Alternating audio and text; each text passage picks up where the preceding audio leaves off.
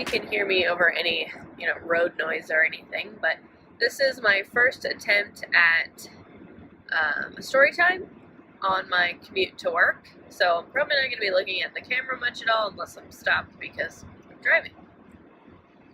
So I can't vlog or film any videos or anything on Tuesday, Wednesdays, and Thursdays because I work on those days and they're just insanity. So I just don't have time to do anything. And I hate that I have that gap in the week where I'm not like filming anything or putting anything out or uploading. So I wanted to try to do these story times, and they're just going to be quick, like one take, very little editing videos for you guys. And if you like them, I'll keep doing them. If not, then so anyway, I have a 45-minute drive to work downtown on those 3 days. And, I'm in my head a lot. I'm always thinking about just, I don't know, something will pop in my head and I'll think of a story and I'm like, oh, that's a funny story. Maybe I'll share that. Or maybe it's not a funny story and I just feel like talking about it. I don't know. We'll see how this turns out. Kind of a work in progress.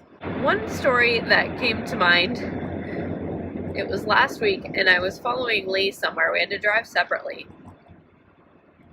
And I was following him, and he drives fast. And he's hard to keep up with when you're following him. And it just reminded me of the story of my friend Sabrina and I when we were 19 years old. Well, it was my 19th birthday. She was already 19. And we decided that we wanted to go to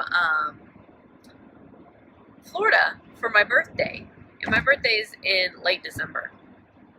So, it seemed like a good time to go to Florida.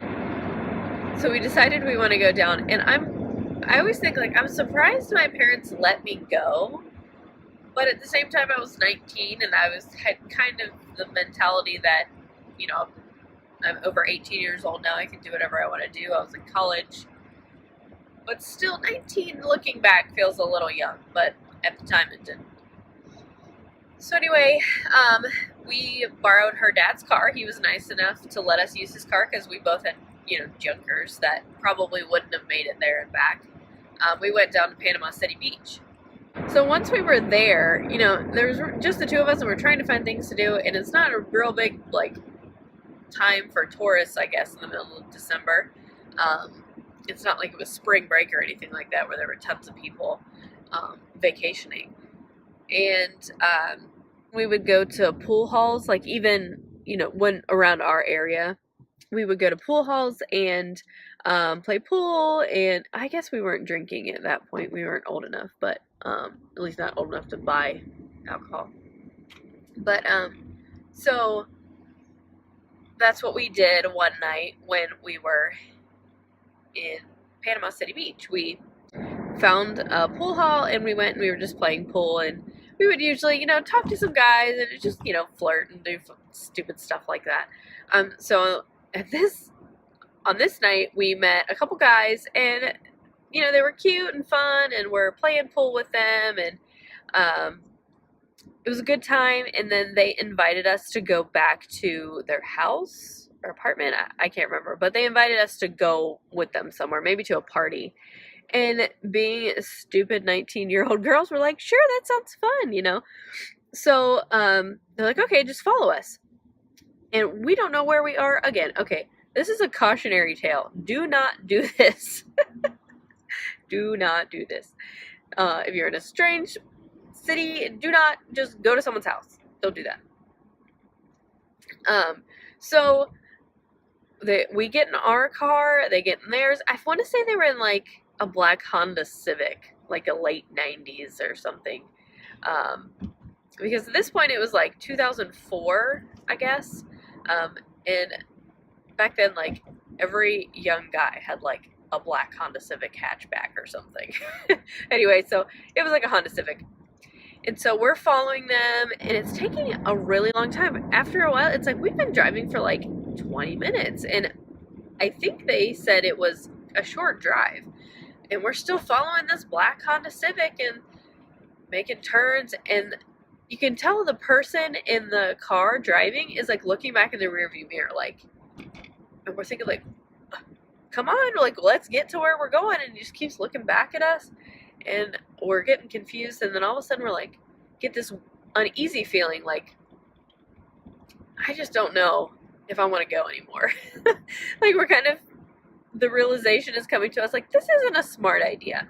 So we're starting to feel uncomfortable, and we're like, man, I really don't want to go, but I don't want to just bail out.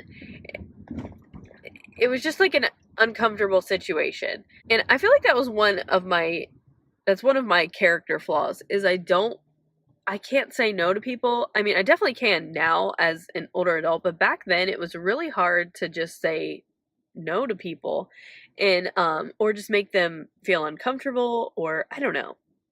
So we just had this feeling like, I don't really want to go, but I feel like we have to, which sounds stupid now, but so anyway, we're starting to feel like we don't want to go, and like this could be really bad.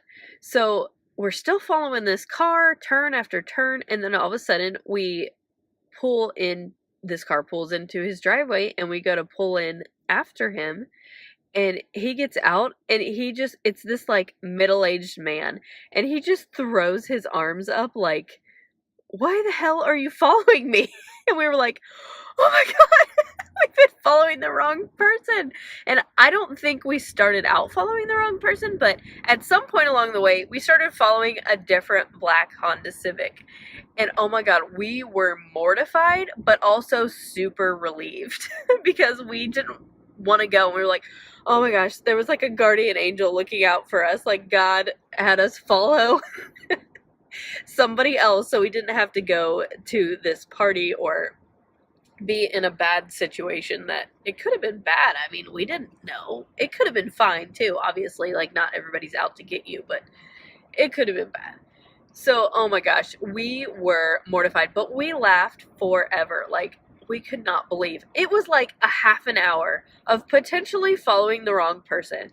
Can you imagine somebody following you? Like, you know, sometimes you get the feeling that someone's like following you, and it's annoying when they make every turn you make and they're going the same exact way.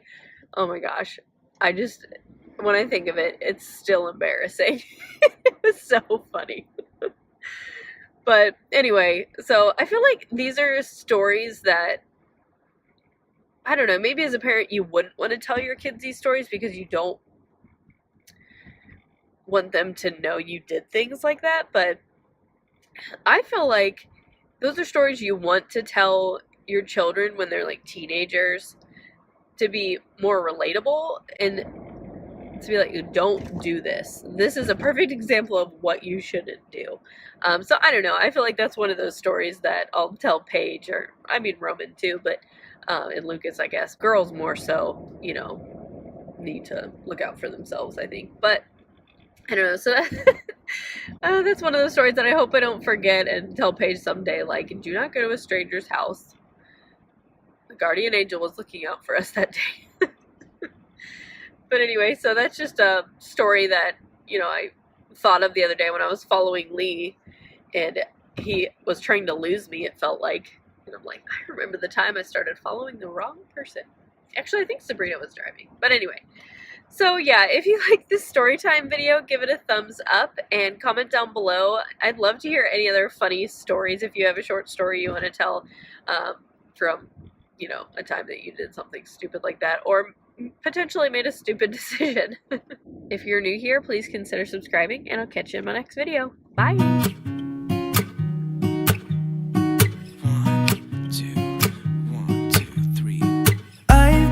Feeling so small, watch the clock ticking off the wall, but tonight I'm letting it go, spend my coin for sure.